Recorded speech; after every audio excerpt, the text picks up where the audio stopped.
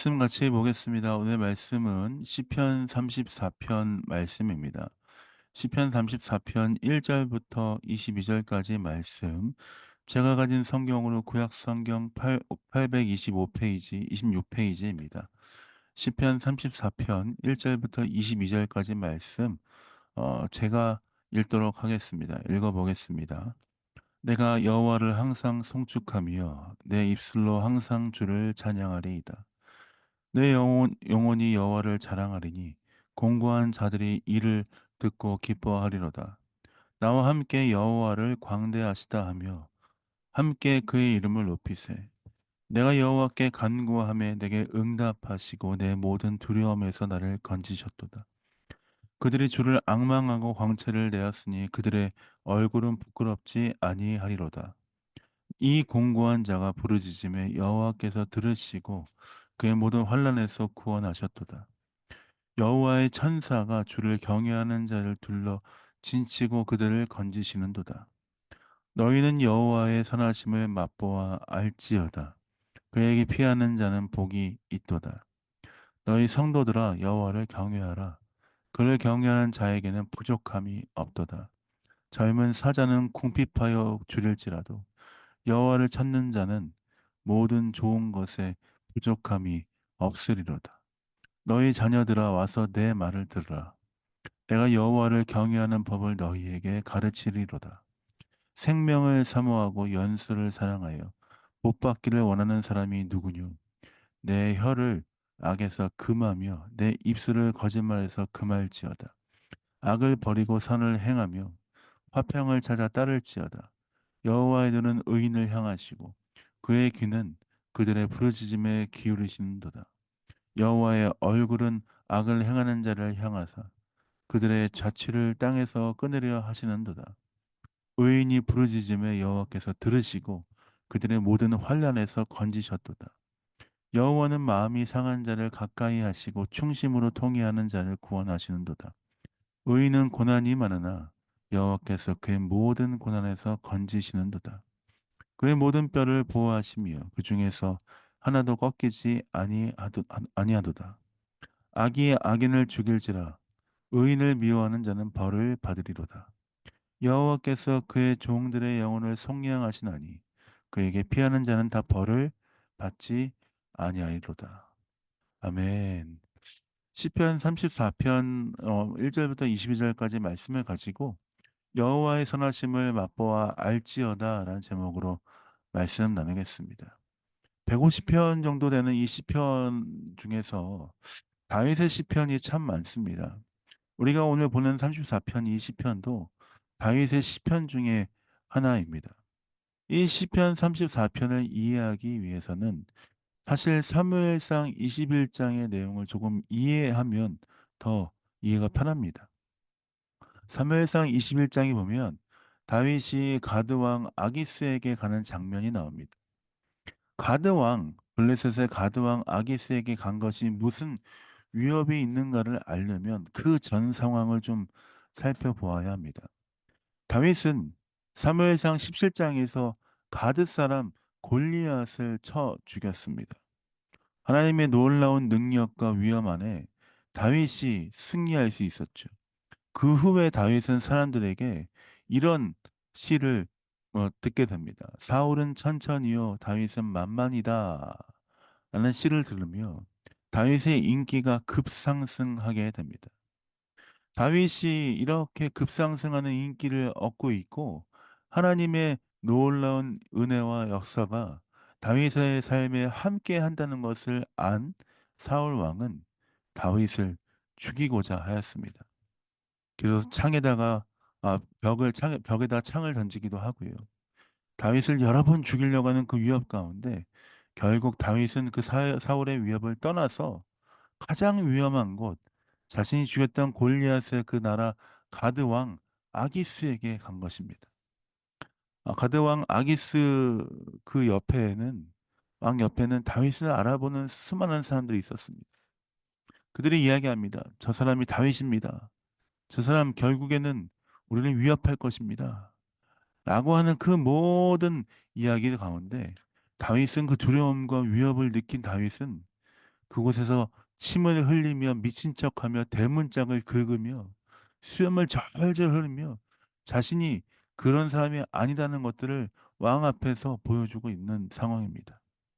왕이 보고 "야 저 미치광이가 무슨 미치광이가 부족해서 여기까지 데려왔느냐."라고 하면서 내쫓고 있는 상황, 그 상황, 사무엘상 21 장에 있는 상황, 그 상황이 오늘 이 시편 34 편의 배경입니다. 그런 상황을 겪은 다윗은 하나님께 시를 지어서 나아갔습니다. 어쩌면 다윗은 정말 이런 상황 가운데 절절하고 하나님께 절규하며 그럼에도 불구하고 하나님께서 역사하시고 인도하시기를 간구하며 하나님을 찬양하며 나아가고 있습니다. 1절 말씀을 제가 한번 읽어 보겠습니다. "내가 여호와를 항상 송축하며 내 입술로 항상 주를 찬양하리이다." 다윗이 이 1절 구절을 조합해 했을 때 얼마나 무너지는 마음, 슬픈 마음이었겠습니까? 내가 이렇게 미친 척을 하고 가드왕 아기스 앞에 살기 위해서 정말 이렇게 있는데 사람들이 쫓겨내고 정말 미친 사람이라고 얘기하는데 그럼에도 불구하고 "주님, 나는 기쁠 때나 슬플 때나 공경에 처했을 때나 언제나 하나님을 찬양할 것입니다. 하나님을 바라볼 것입니다." 2절 3 절입니다. "내 영혼이 여호와를 자랑하느니 공고한 자들이 이를 듣고 기뻐하리로다. 나와 함께 여호와를 광대하시다 하며 함께 그의 이름을 높이세." 나와 함께 광대하신 주님을 찬양합시다. 나와 함께 주께 나아가십시다. 공고한 자들이 듣고 크게 기뻐할 것입니다. 그렇지만 내가 하나님을 찬양하는 건 멈출 수 없습니다. 왜 하나님을 찬양합니까? 왜 주님을 높여드립니까? 4절 7절 말씀을 통해서 다윗이 그 이유를 설명합니다. 제가 읽어 보겠습니다. "내가 여호와께 간구하며 내게 응답하시고 내 모든 두려움에서 나를 건지셨도다. 그들이 주를 앙망하고 광채를 내었으니 그들의 얼굴은 부끄럽지 아니하리로다." 이 공고한 자가 부르짖음에 여호와께서 들으시고 그의 모든 환난에서 구원하셨도다. 여호와의 천사가 주를 경외하는 자를 둘러 진치고 그들을 건지심도다. 왜냐하면 주님이 내게 응답하시고 모든 두려움에서 나를 건지셨고 공고한 자들이 주님께 부르짖으니 간절한 마음을 가지고 나아간 자들이 주께 부르짖으니 주께서 모든 환난에서 구원하셨기 때문에 내가 주님을 찬양합니다. 주님이 어떻게 지키십니까? 7 절에 있는 것처럼 "여호와의 천사들이 주를 경외하는 자들 둘러 진친다."라고 말씀하고 있죠. 사랑하는 성도 여러분, 어떠한 환난 가운데 어떠한 어려움 가운데 있습니까? 다윗처럼 부르짖고 기도하며 주 앞에 나아가십시오.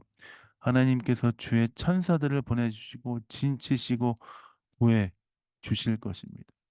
다윗의 이 간절한 고백, 이 절절한 고백이 우리에게 큰 도움이 되고 큰 도전이 되는 줄 믿습니다.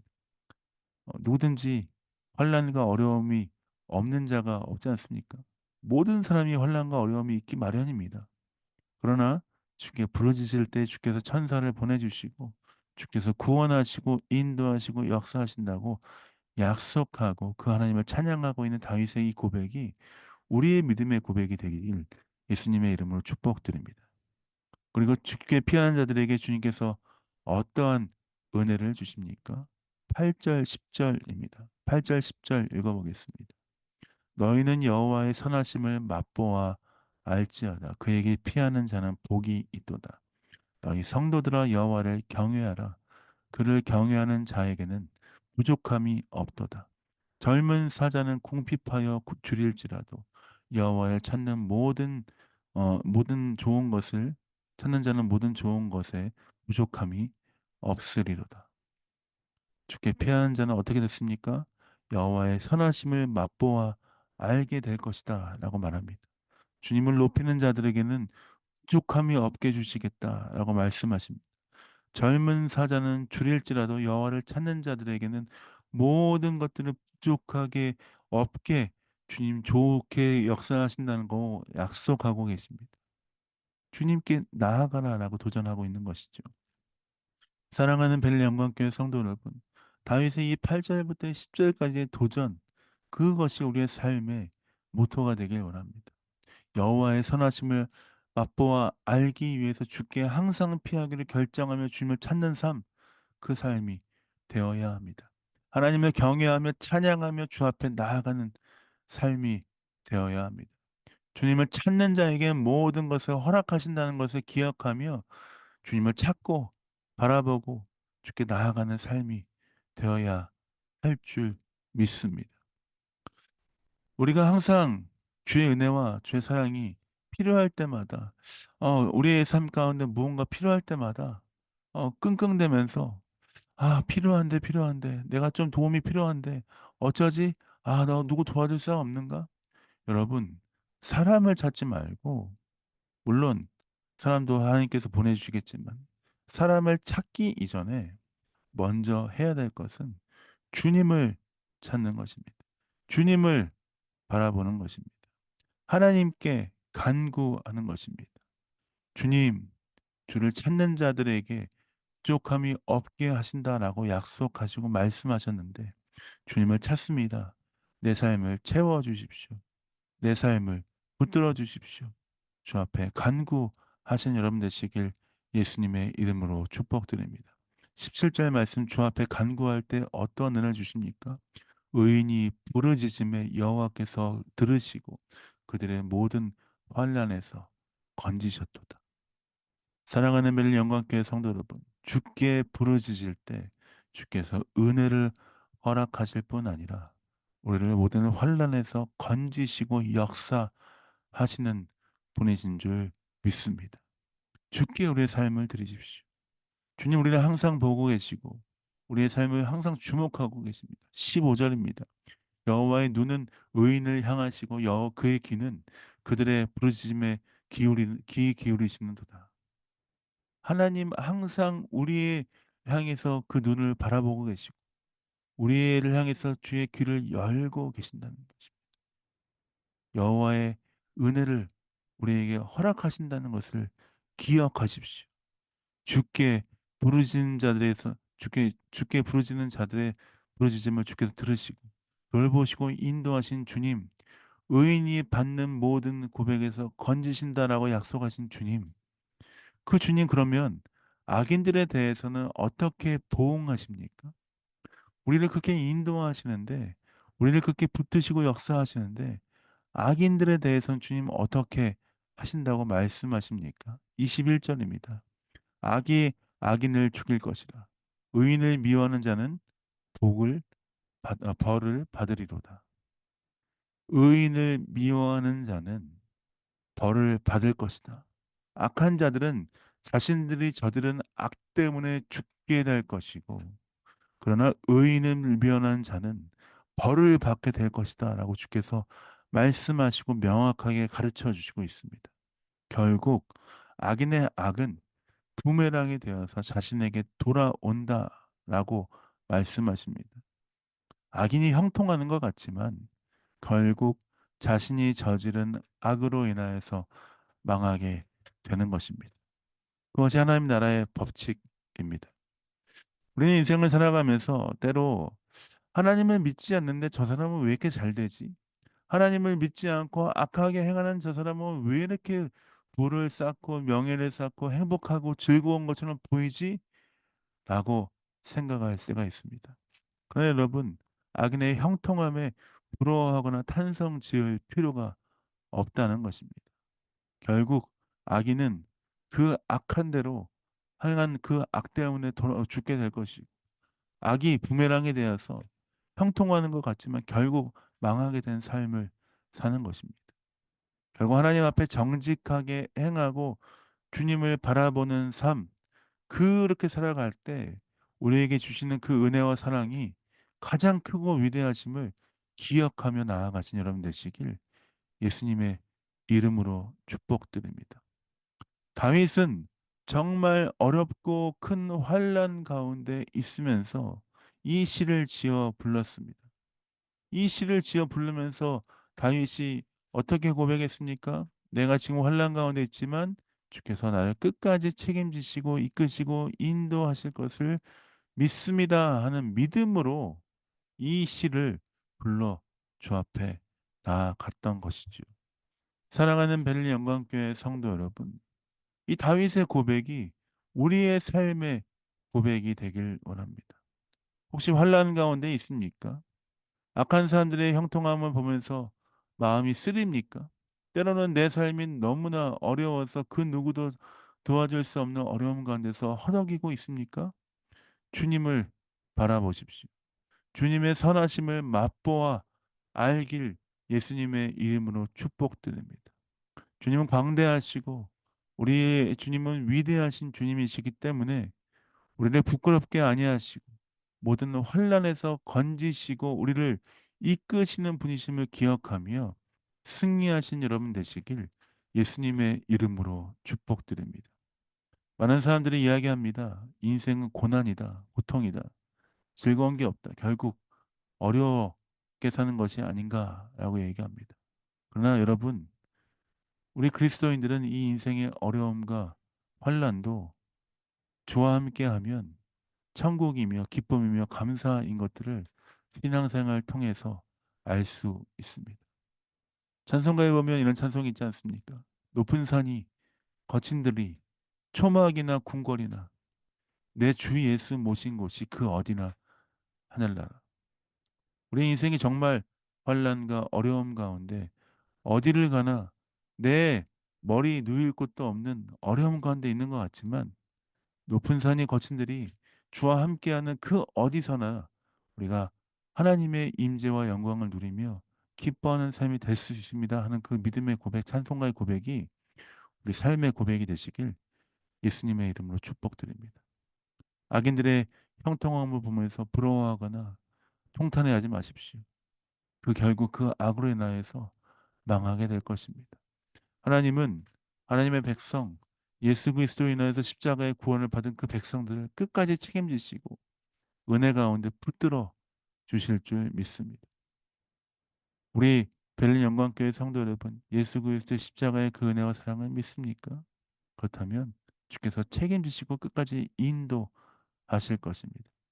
그 주님과 함께 승리하며 나아가신 여러분 되시길 예수님의 이름으로 축복드립니다. 이번 한 주 주님의 선하심을 맛보아 아는 기쁨의 한 주가 되길 원합니다. 주와 동행하며 어디서나 승리하는 한 주가 되길 원합니다. 악인들을 바라보면서 마음이 무너지지 않고 우리 가운데 역사하실 주님을 바라보며 주께 우리 마음을 드리며 승리하신 여러분 되시길 예수님의 이름으로 축복드립니다. 자, 기도하고 말씀 마무리하겠습니다. 기도하겠습니다. 주님, 여호와의 선하심을 맛보아 알지어다라고 말씀하신 주님. 매 삶 가운데 우리의 삶을 인도하시고 역사하시는 주께 우리의 삶을 드리며 주와 동행하는 아버지 인생 되게 하여 주옵소서. 주와 승리하며 주와 함께 나아가는 귀한 삶 되게 하여 주옵소서. 감사 찬양 주 앞에 드립니다. 예수님 이름으로 축복하며 기도합니다. 아멘. 감사합니다.